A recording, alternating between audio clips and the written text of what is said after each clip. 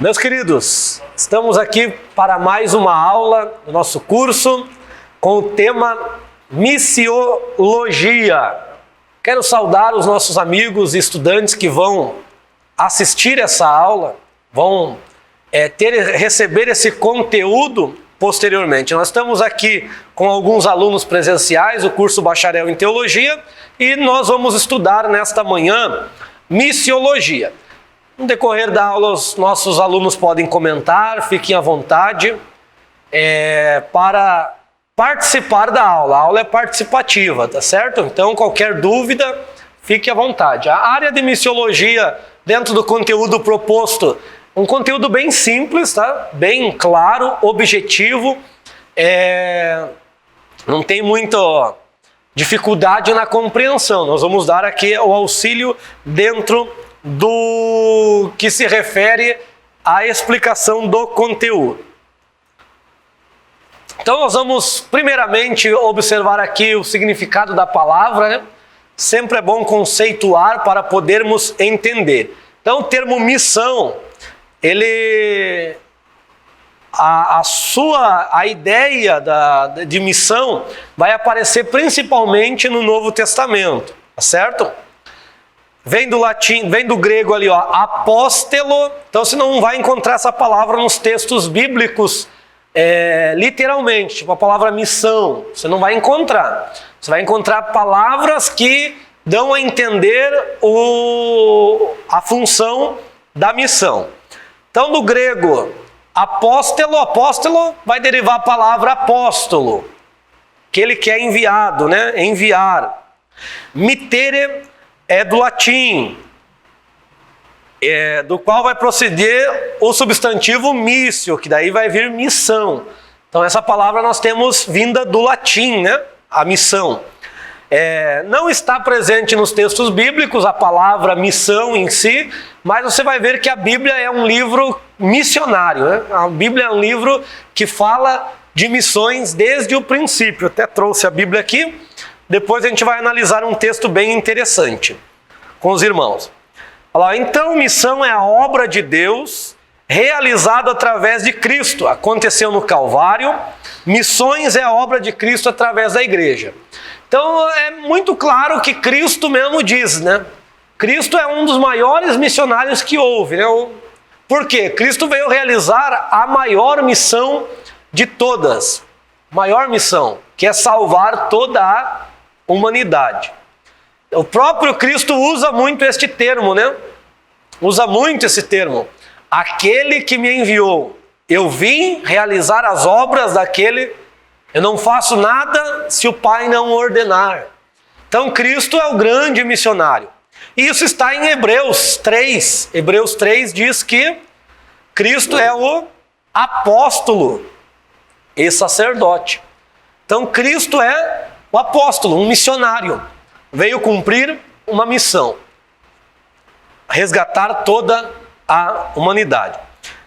Nós vamos ver agora aqui quem decidiu estudar mais profundamente esta área e criou esse campo de estudo. A missiologia é uma ciência jovem, primeiro a iniciar um verdadeiro estudo sistemático da teologia da missão foi o protestante Gustav Warneck, né? 1800 é o século XIX ali já, né? Século XIX, metade do século XIX, início do século XX, ele procurou pesquisar sobre essa área.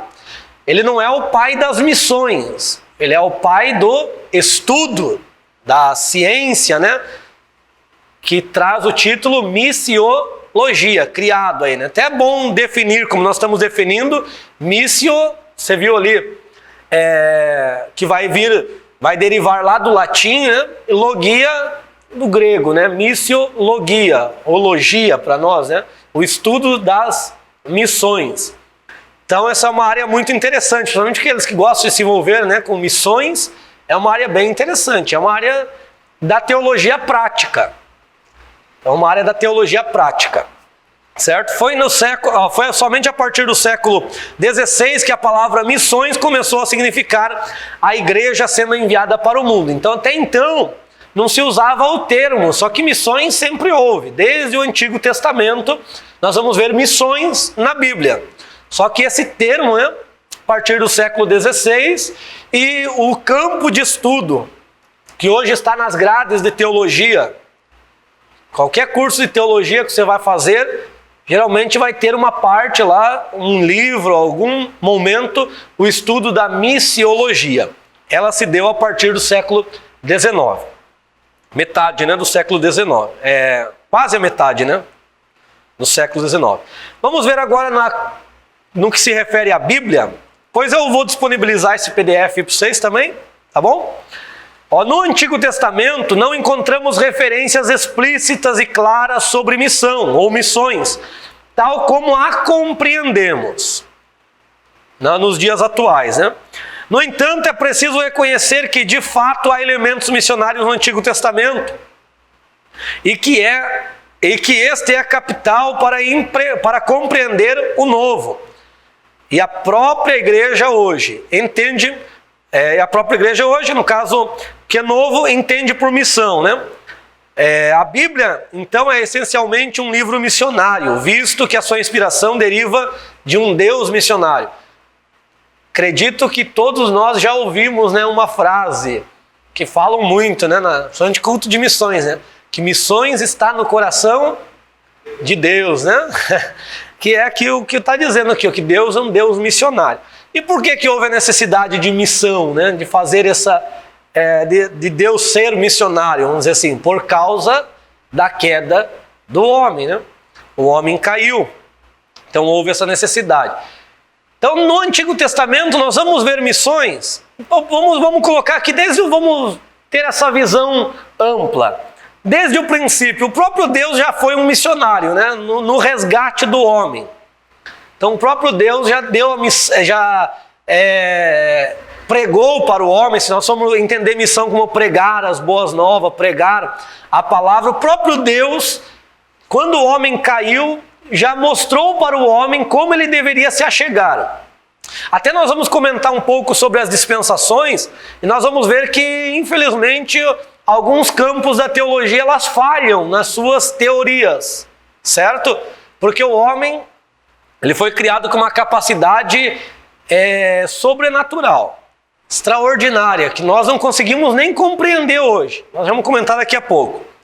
Mas vamos lá, como ele está tratando dos fundamentos no Antigo Testamento, vamos entender. Infelizmente, os textos do português às vezes não fazem você captar a mensagem central.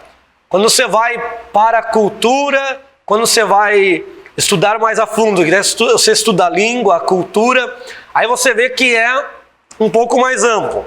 Qual que é o maior exemplo de missionário que você lembra do Antigo Testamento? Vamos ver se tem alguém que recorda aí. Que geralmente pregam e falam que ele foi um grande missionário. Noé? Noé? Noé? Não, no Antigo. Abraão? Será? Vamos ver? Mais alguém? Fica à vontade. Nem que seja heresia, fala alguma coisa. Elias. Mas que pregam na igreja geralmente colocam um profeta que foi engolido pela baleia, Não colocam sobre ele? Jonas, Geralmente colocam ele.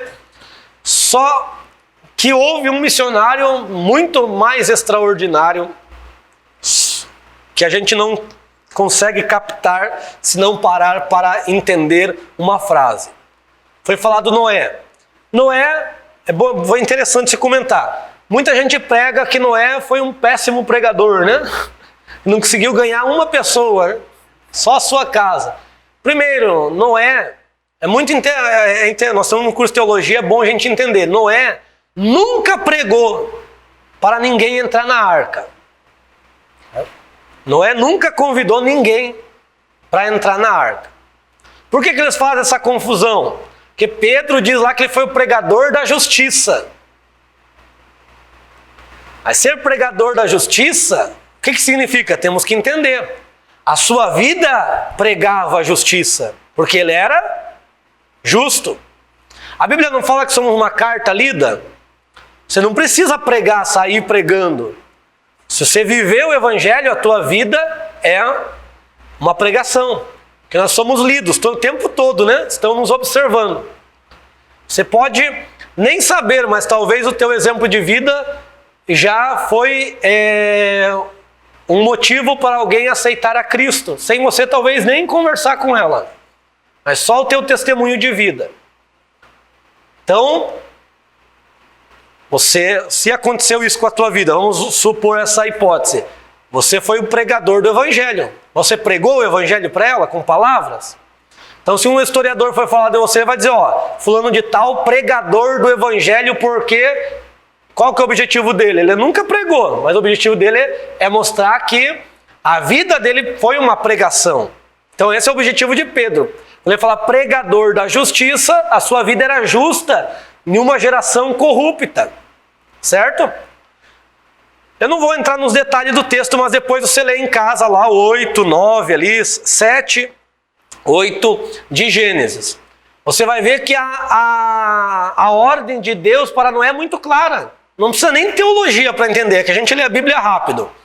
Ele diz assim, faze uma arca para tu e tua família. Depois que está pronta a arca, entra tu, a tua família. No caso, teus filhos, coloca assim, né? Eu estou abreviando a família aqui. Muito claro. Então, era um juízo, Deus já tinha julgado aquela geração. Toda aquela geração iria perecer. Porque se corromperam. Então, ele não saiu pregando. Se ele saísse, tinha gente que ia aceitar, porque ele era justo. Tinha gente que ia entrar, com certeza. Todo mundo conhecia que ele era justo. Aí colocam Noé como pregam aí, né? Noé, você é louco, está construindo a arca. Falam isso os pregadores por aí.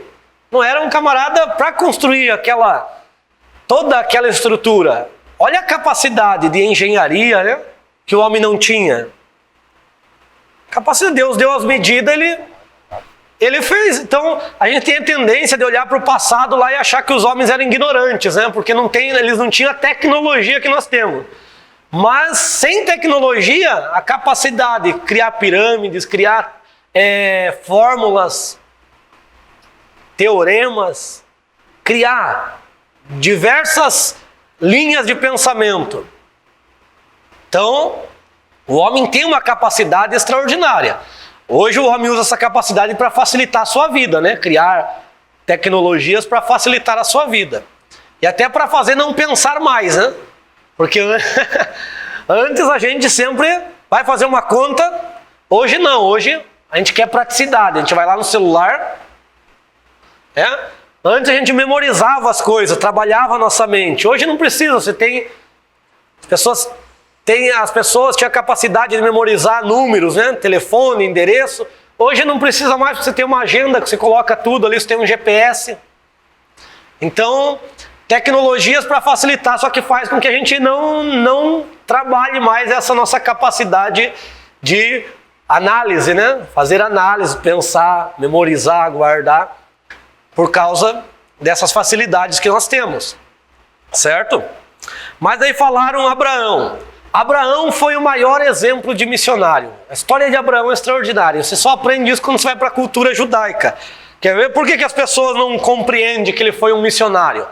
Vamos ler um texto de Gênesis 12, uma frase muito interessante. Eu vou pregar em culto de missões, culto de evangelismo.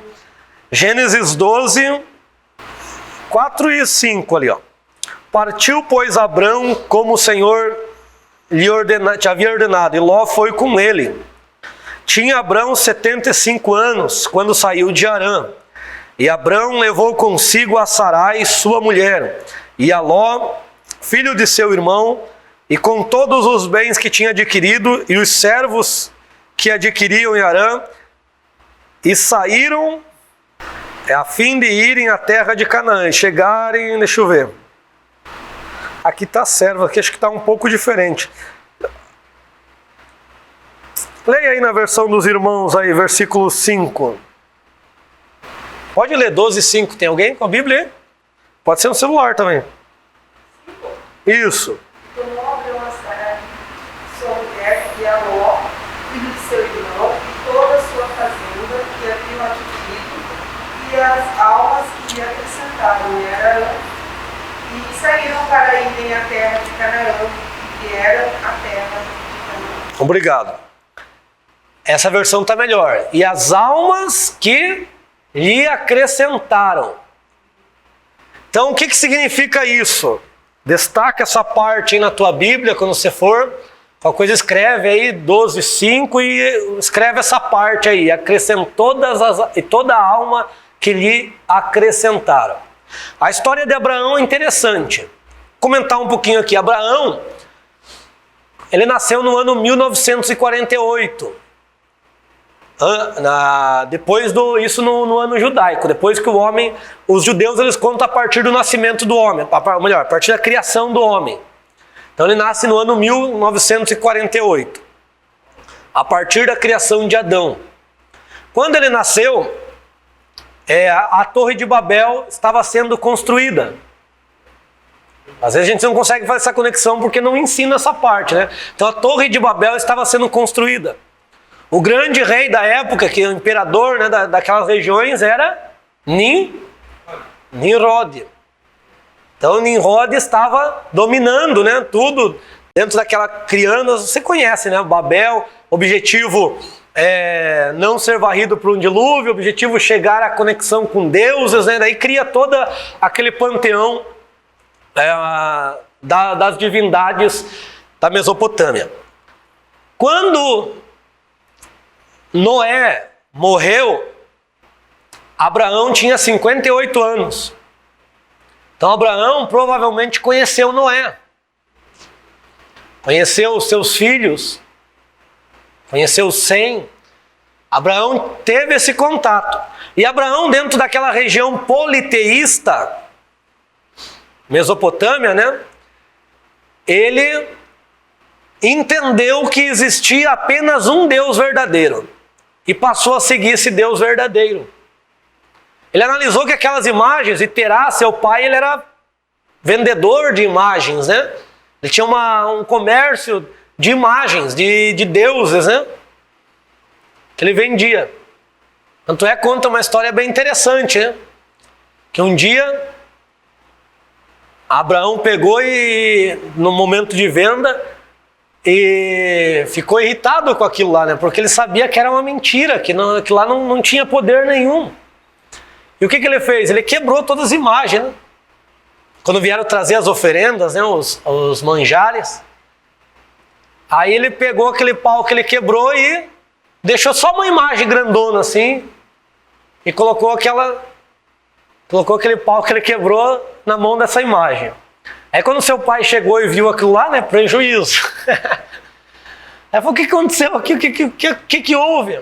Falou, pai, nós estávamos servindo os deuses aí, eu comecei a servir os pequenos primeiro, aquele grandão ficou brabo, saiu de lá, quebrou todos eles. Aí o pai dele falou, você está brincando comigo, eles não se movem, não andam. Aí teve aquele diálogo, então por que você serve esses deuses se eles não têm poder nenhum? Se eles não têm capacidade de andar, de respirar? Então Abraão foi o primeiro que nós temos registro assim, né? De declarar um monoteísmo dentro de um politeísmo. Abraão, ele se declarou monoteísta. E o que aconteceu com Abraão? Abraão foi levado diante do rei. Abraão foi levado diante do rei, Nimrod. E o seu irmão Arã, ele era aquele camarada que ficou em cima do muro. Ele falou no seu coração, ó, se esse Deus livrar o meu irmão, eu vou servir esse Deus. Se ele não livrar, eu não vou servir. Então, Arã era um agnóstico. Agnóstico, ele não cogita que não há Deus e nem cogita que há, né? Ele fica naquele muro, né? Para agradar gregos e troianos, né? Ele foi levado diante de Nimrod. Nimrod mandou ele ser queimado. Colocou Abraão numa fornalha. Só que Abraão saiu da fornalha intacto. Ele não se queimou. Deus livrou Abraão. Isso é história judaica, tá? Está dentro da cultura judaica e da história judaica, a tradição que eles passam. Então o fogo não fez nada com Abraão. E como o seu irmão estava meio que se declarando monoteísta, também Nimrod mandou Arã para a fornalha. E daí ele se queimou, né? E dizem ainda, né? Daí é a parte mais mística, né? Que a sua alma queimou e o seu corpo não queimou, né? Para mostrar que o coração dele estava dividido, né? Mas ele morreu, no caso, mas a sua pele por cima não queimou e por dentro ele ficou queimado, para mostrar que ele só era crente por fora, vamos usar esse termo, né? E tem muita hoje, né? Crente por fora. Então, por isso que o texto diz que Arã morreu diante de Terá, diante do seu pai. O que aconteceu? Daí Terá pega a sua família e vai sair da terra de Canaã, de Ur, justamente para não ter mais represálias, né? E vai para uma terra distante. Nessa terra ele vai chamar essa terra de Arã, vai dar essa terra não tem ninguém, e essa terra ele vai dar esse nome em homenagem ao seu filho que morreu, né? Por isso que ele levou Ló com ele, levou junto, porque o filho de Arã era Ló, né? Então ele leva junto. Ló e também as duas meninas também, né? Sará, Iscá e tem uma outra lá, se não me engano, que foi a esposa de Naor. Iscá, quando você lê no texto lá, 11 de Gênesis, é a mesma Sara, tá? Então, o que Iscá era? O que Sara era de Abraão? Sobrinha. Era sobrinha. Naquela época, sobrinhos era tido também como irmão, né? Sobrinhos. Ló também era sobrinho, né? Que era irmão de Iscá e da esposa de Naor, lá, que eu não lembro o nome. Outra esposa. Abraão casa com uma e o seu irmão casa com outra. Eles vão para essa terra e o seu pai, o patriarca, essa terra não tem ninguém, ele vai dar o nome de Arã. E quando nós lemos o texto que nós estamos aqui, diz que Abraão saiu de Arã rumo a depois que seu pai morre. E no texto coloca uma parte interessante, e todas as almas que lhe acrescentaram. Por quê? Abraão, ele era pregador, ele passou a pregar o monoteísmo, ele passou a pregar a fé monoteísta, ele passou a pregar o verdadeiro Deus. Não tinha esse termo também, monoteísmo, esse conceito não existia, com o nome, né, monoteísmo, certo? Mas ele passou a pregar que existia apenas um Deus verdadeiro. E esse Deus se revela a ele, né? Aquele Deus que se revelou a ele. Então essas almas que se lhe acrescentaram, foi essas almas que passaram a crer em Deus e decidiram seguir Abraão. Decidiram ir com Abraão. Porque sabiam que havia uma bênção muito grande, né? Eles decidiram por Deus. Tanto é que Deus dá aquela máxima, né? Eu abençoarei os que te... Então eles sabiam que a partir de se converter, que através daquela vida, daquele justo, do Abraão, eles teriam muitas bênçãos, eles passariam a usufruir dessas bênçãos. E assim também é daquele que se converte, né? Ele passa a usufruir das bênçãos que Cristo tem para dar. Então Abraão foi um extraordinário pregador, tanto é que quando ele desceu para o Egito, por exemplo, Agar era uma princesa no Egito. E por que ela vai se subordinar aí como uma serva de Abraão? Porque Abraão pregou. Abraão tinha algo diferente nele, vamos dizer assim. Ele tinha essa graça, né, que o acompanhava. E ela decidiu ir como uma serva, uma concubina, diante de Abraão. Para ela foi uma grande bênção. Ela era princesa lá no mundo. E se subordinou aqui. Por quê? Por causa dessa pregação de Abraão. Acontece isso muitas vezes. Não tem muitos testemunhos que as pessoas deixaram faculdade, deixaram grandes empreendimentos para seguir a Cristo. E por que eles vão subordinar a isso? Porque eles sabem que há a verdade aqui. Então, se você estudar a história de Abraão do prisma judaico, você vai ver que ele era um grande missionário. Por onde ele ia, ele pregava a sua fé e conquistava muitas vidas. Por isso que várias nações têm esse conceito também monoteísta, né? Que várias pessoas chegavam a ele, era uma pessoa muito sábia. E aonde ele passou ali, todas as terras, ele deixava uma semente, né? Ele deixava semente da palavra. Depois nós vamos ter, né? Depois nós vamos ter o próprio Jonas que pregam, né? Que Deus dá uma missão para ele. Ali é bem claro, né? O conceito de missão com Jonas é claro. Mas antes a nação de Israel era para ser uma nação missionária, né? Só que elas não aceitaram o plano de Deus. Eles desobedeceram desde o início, desde a saída do Egito, eles estão em desobediência. Mas a nação era para ser uma nação missionária, onde as outras nações se achegariam e receberiam as bênçãos de Deus. Algo semelhante aconteceu no tempo de... muito pequeno, perto do que Deus projetou, mas aconteceu no tempo de Salomão, com a sabedoria que Deus deu a Salomão, que veio a rainha de Sabá, né? Vinha muita gente para trazer enigmas para Salomão. E essas pessoas se admiravam com como que era o culto a Deus.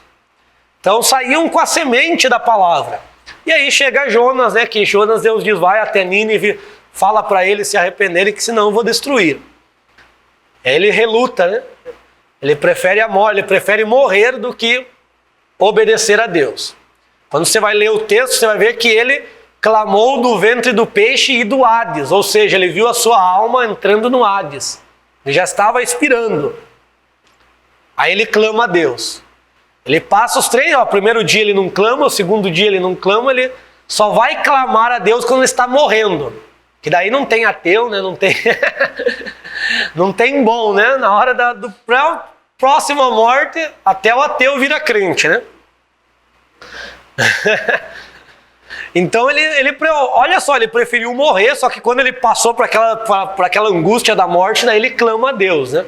Mas ele preferiu morrer do que cumprir a vontade de Deus. E ele prega, 120 mil homens se convertem, né? A nação inteira. E fica brabo com Deus por causa disso ainda, né? Imagina você ganhar Paranaguá inteiro e dizer, Deus, por que você salvou esses miseráveis? Por que você salvou? Não era para salvar eles.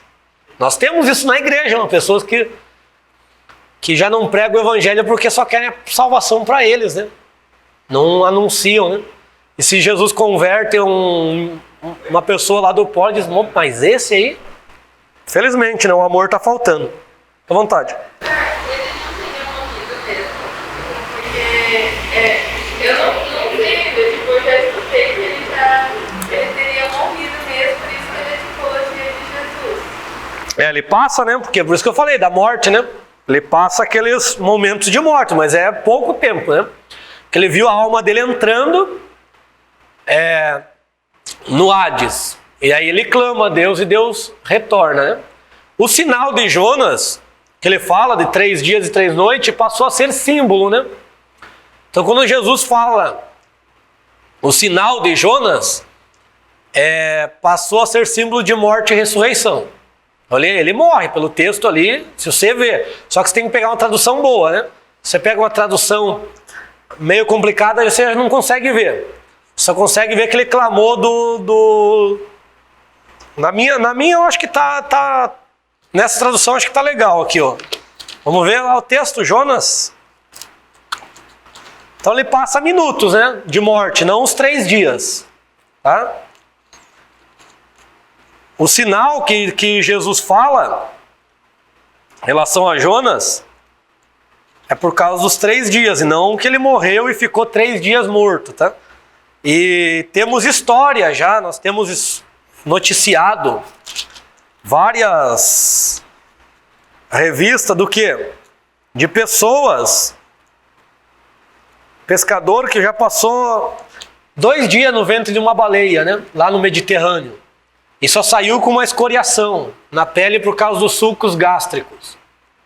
Então isso, se você pesquisar, você vai ver. Tem gente que já ficou dias dentro de um grande peixe, né? A gente fala baleia, Novo Testamento, algumas traduções colocam baleia, que é o animal que a gente... se você baleia é um termo genérico, né?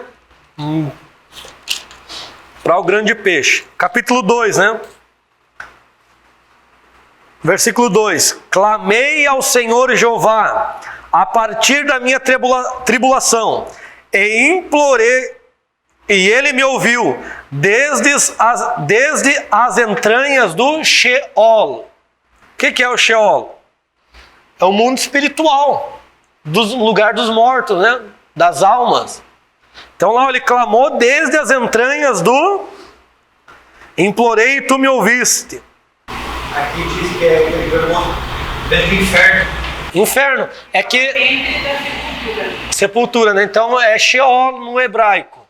Que Almeida coloca Sheol lá, a Hades, que é o mesmo termo, um no hebraico, Sheol no hebraico, Hades no grego.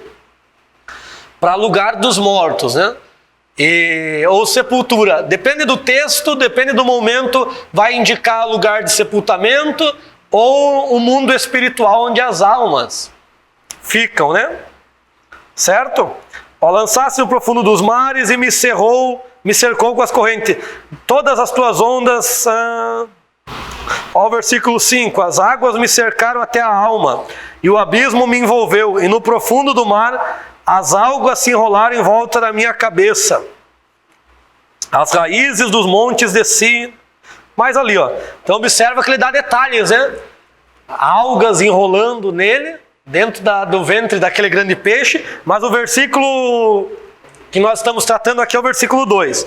Que ele clama quando a sua alma está entrando no Sheol. Então ele passa por esse momento de morte, mas não os 3 dias, né? Sim, que ele vai morrer e Deus vai ressuscitá-lo ali.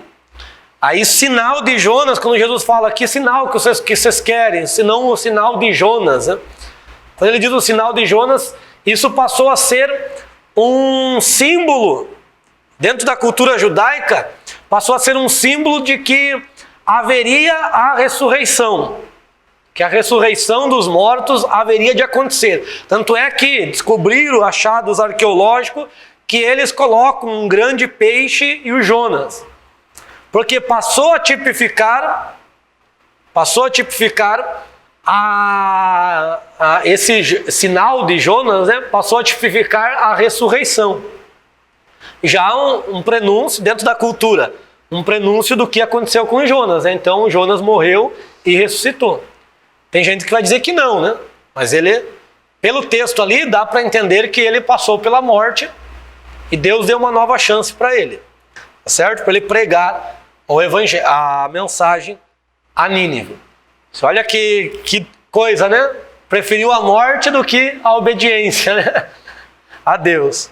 Então, temos essas bases no Antigo Testamento. Então o Antigo Testamento já nos dá base, o Novo vem e acrescenta, né? Porque o Novo, o próprio Cristo vem para tirar aquele paradigma de que só uma nação é a nação principal. Ele vai descentralizar.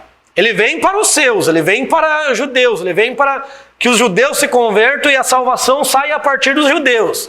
Como Paulo diz, é primeiro dos judeus, depois dos gregos ou dos arameus, dependendo da tradução. Certo? Então a salvação vai sair. Isso mostra um ponto muito importante, né? Jesus, ele não revoga nada da lei. Certo? Jesus não revogou a lei. Jesus não veio abolir a lei. Ele mesmo diz, eu vim cumprir. 5,17 de Mateus, não pense que eu vim afrouxar a lei ou revogar a lei. Eu vim para cumprir, para completá-la, para tornar plena, para mostrar a verdade, como obedecê-la. Nós já vamos ver mais à frente ali. Agora nós temos no Antigo Testamento ali a palavra do hebraico que vai dar a entender. Do grego nós vimos apóstolo. Do hebraico é shalá, que vai derivar a palavra shaliach. Shaliach, emissário. Missionário. Um emissário é um missionário. Então, no contexto do povo hebreu, povo judeu, sírio, ali daquelas regiões que foram pregado o evangelho. E eles falavam aramaico, então eles não falavam apóstolo, né? Apóstolo veio por causa da tradução grega. Eles falavam shaliach. Então shaliach a Shaul, o emissário Saulo. Shaliach. Deixa os adeptos aí dos títulos, né, descobrir, né, que era Shaliach, vamos começar a consagrar Shaliach, né? Já estão consagrando o apóstolo, né? A gente ia descobrir esse termo do hebraico, é como começar a ter alguns Shaliach aí, né? Na igreja. Porque a função, né, é a função que eles exerciam. Não tinha título glamuroso, né, nessa época. Não era um glamour. Eles eram emissários, enviados com a missão. Enviados com a mensagem. Pregar o Evangelho. Então olha que no Antigo Testamento já aparece 847 vezes, mostrando essa raiz, né, Shalá, que vai derivar Shaliach.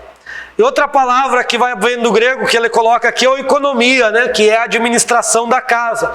Lá nas aulas de administração eclesiástica nós explicamos muito bem. Levamos acho que uns 30, 40 minutos explicando o economia, né? Que secundariamente pode ser traduzida como dispensação. Por isso que nós vamos ter aqui, ó, no livro, ele comenta sobre as dispensações, só que ele só coloca 6, né? Acabou esquecendo de uma. Eu deixei aqui só para mostrar que no livro está assim. Então a primeira dispensação da inocência e aliança. Vocês lembram que horas que é a nossa parada? É 10? 10:30? É 10? 10, né? Então daqui a pouco a gente já vamos parar. Comentar esse aqui, ó. Inocência,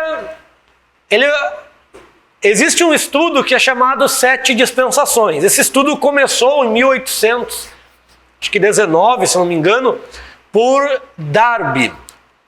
Darby ele começou a criar esse conceito, criou, né? Depois foi fortalecido por Scofield. Scofield criou até uma Bíblia, né, que ele coloca esse estudo.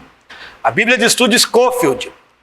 Foi feito desenhos a partir disso daí por Clarence Larkin, em 1919, que criou o plano divino através dos séculos, aquela imagem, Nabucodonosor, daí coloca as 7 dispensações.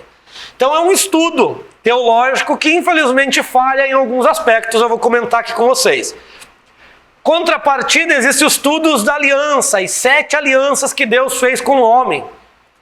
O que é isso? Isso é formas de sistematizar, tá? Pode conter falhas, essas teorias, são teorias. Sistematizar para o quê? Separar de tempos em tempos para poder estudar. Ajudou muito, o estudo das 7 dispensações ajudou muito na compreensão.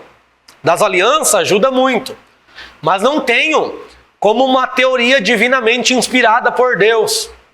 Sim, é uma teoria extraordinária que o Senhor inspirou que alguns servos, através da sua mente analítica, né, criaram. De forma, é lindo, né? Todas as teorias são lindas, são tremendas. Mas tem algumas teorias que se você colocar do lado da Bíblia, ela falha.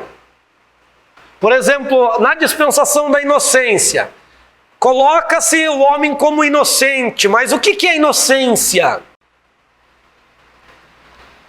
Inocência não dá sentido de não saber o que é o bem e o mal? Não dá o sentido de uma pessoa com pouco discernimento? Então aqui a gente fala criança inocente, ela vai lá e mete a mão na tomada. Porque ela não tem discernimento. Isso é um erro quando a gente coloca para Adão.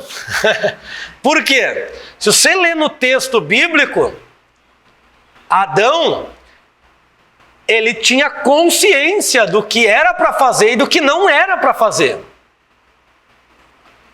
Por exemplo,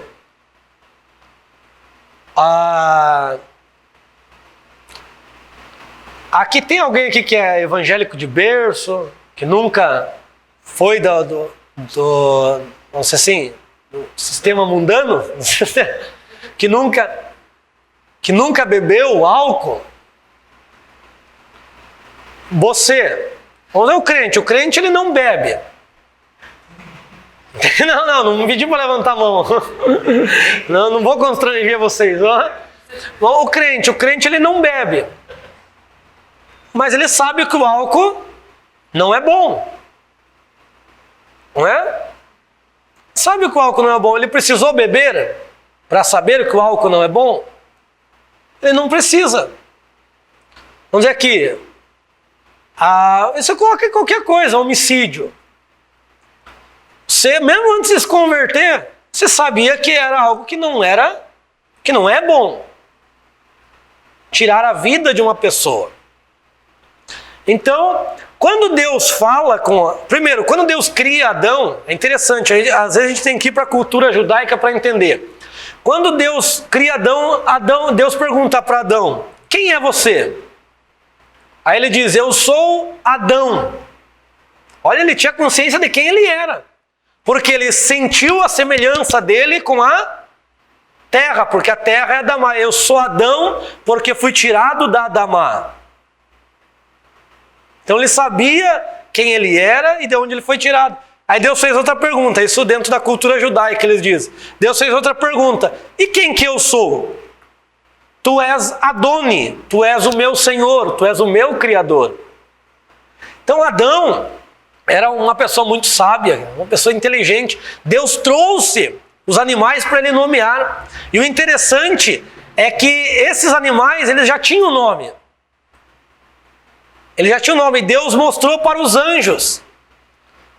Deu essa autoridade para Adão nomear, para que os anjos vissem que a capacidade que Deus tinha dado a essa criação.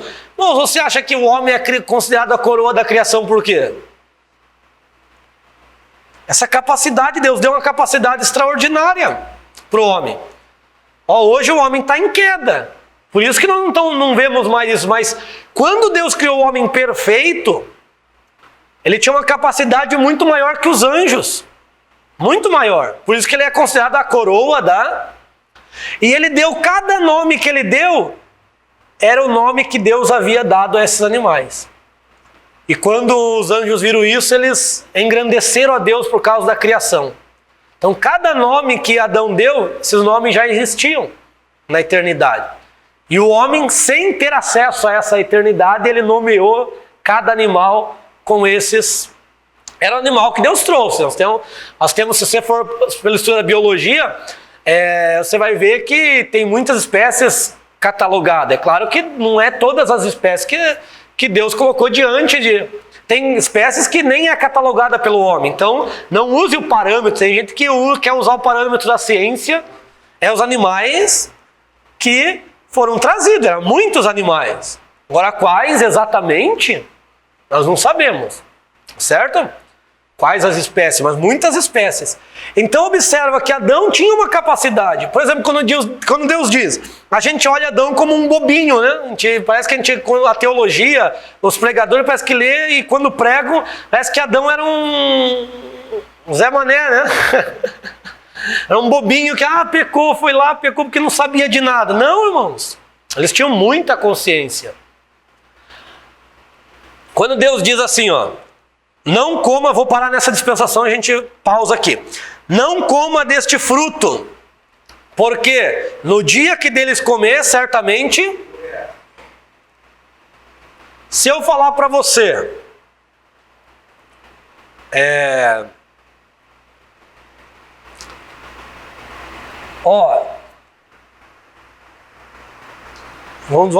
quero usar um exemplo aqui, Se eu falar para você, não coma uma laranja. Não coma uma laranja. Você já sabe o que é, não sabe? Todos sabem, né? Não requer explicação, porque todos sabem o que é laranja. Deus não explicou para ele o que era morte. Por quê? Porque Adão já sabia o que era morte. Adão tinha consciência. Quando Deus fala com ele, Adão compreende. Então Adão sabia o que era morrer. Ele tinha experimentado a morte? Não. Ele tinha visto a morte? Não. Mas ele sabia. Então, quando Deus fala... Por quê, irmãos? Comunicação. O que é comunicação? Comunicação é... Se eu estivesse falando aqui, por exemplo, em chinês, né? Dando essa aula em chinês, vocês falantes de português, seria proveitosa? Imagine Deus falando uma língua e Adão falando... Não ia haver entendimento. Então, o que eu quero mostrar para vocês? Se Deus falou para Adão, não coma porque no dia que comer você vai morrer. Adão sabia o que era morte, ele tinha experimentado. Aí é outra coisa. Não. Por quê? Conhecer é uma coisa, agora experimentar é outra. Então é a mesma coisa em relação ao bem e o mal. Adão, ele sabia o que era o bem, ele tinha conhecimento do que era o mal, só que ele não tinha experimentado. Por isso que ele não soube discernir, o que ele não teve ali foi discernimento. Quando ele comeu, ele provou o que era mal. E o que é mal? Desobedecer a Deus. Então, ele passou a provar o mal. Deus, a Bíblia fala que Deus conhece o bem e o mal. Deus provou a maldade em algum momento? Deus é mal? Deus é treva? Eu ia falar que não, a Bíblia fala que Deus é bom. Deus não há sombra de variação. Mas Deus discerne entre o bem e o mal. Por quê? Discernimento. Os maduros, a Bíblia fala em Hebreus, que o alimento sólido é para os maduros, que têm os seus sentidos exercitados, discernem o bem e o mal. Então o perfeito é o maduro, é aquele que sabe discernir entre o bem e o... Não é aquele que prova o mal dele, esse aqui eu vi que é mal, então não vou mais fazer. Aí esse não é maduro, esse ainda está imperfeito. E o que Jó era? A Bíblia fala que Jó ele se desviava do... Porque ele sabia discernir o que era bem e o que era mal. Ele tinha esse discernimento. Infelizmente Adão ele provou. Ele não soube definir, esse aqui vai ser mal. Ele não soube entender que aquilo seria mal. E ele passou a provar o mal. Passou a vivenciar. Então ele viu. Então, a Bíblia fala também, outro ponto, isso tudo eu estou mostrando para você, que Adão não era o inocente, o bobinho, aquele que não sabe. Adão tinha muito conhecimento. Por isso que essa teoria falha nesse ponto. Aí existem outras. Outro exemplo, eles sabiam que estavam nus. Por isso que não havia inocência. Eles sabiam que estavam nus e não se ver. Porque tudo que eles viam era pela glória de Deus. É a primeira veste de Adão, né? A veste de luz. Veste de glória. A glória de Deus estava nele. Por isso que a Bíblia diz, porque todos pecaram e destituídos estão da glória de Deus. Romanos, né? Todos pecaram e destituídos da glória. Ou seja, estão sem a glória de Deus. Porque quando o homem peca, aquela glória, aquele brilho sai dele. Quando aquele brilho sai, ele vê a sua nudez a partir da natureza humana, não mais a partir da glória de Deus. Aí quando ele vê a nudez a partir dos olhos humanos, simplesmente, eles se envergonharam. Mas até então eles viam a nudez, só que eles viam pela glória, através da luz, das vestes de luz. E se comparar as vestes de luz sem a luz, por isso que eles se envergonharam, né? Porque era muito mais belo, era muito mais lindo. Porque tudo que a gente vê através da glória de Deus é glorioso. Por isso que os olhos que a gente tem que ter para o nosso irmão é através dos olhos de Cristo. A mente de Cristo. Porque quando eu olho com a mente de Cristo, eu não vejo o pecado. Eu vejo você procurando melhorar, eu vejo Deus trabalhando na tua vida, eu vejo que você precisa de mudança e que eu não vou pegar a pedra, eu vou dizer, vá, não peques mais, né? Vou dizer, quem não pecou, atire a primeira pedra. Então esse é a mente de Cristo, esse é o olhar de Cristo, esse é o olhar que nós temos que ter, que é difícil, né, na prática, né? Que nós somos seres que gostamos de julgar. Se alguém entra na sala de uma forma diferente, que a gente está habituado, nós já preconceituamos algo sobre a pessoa, né? Nós somos preconceituosos, né? Aquela ali. Somente dentro da visão religiosa, né? Se você é de determinada igreja, você já tem um preconceito de que para ser crente fervoroso tem que estar daquela maneira, né? Tem que estar naquele padrão. Se alguém não tiver naquele padrão, você acha que ele não tem comunhão com Deus. Então, isso aí não é o olhar de Cristo, isso é o olhar daqueles que estavam com as pedras, né? Então, temos que voltar aí, não à inocência, irmão. Inocência é um estado de não saber. E Deus não quer que você não saiba, Deus não criou o homem ignorante, burrinho, né? Como pregam por aí. Que ele foi... Aí tem uma teologia que prega que até é culpa de Deus o homem ter pecado. Então, é perigosa essa teologia. Vamos lá pro café? Vou pausar, aí a gente retorna aí mais à frente, comenta sobre as alianças e as outras dispensações.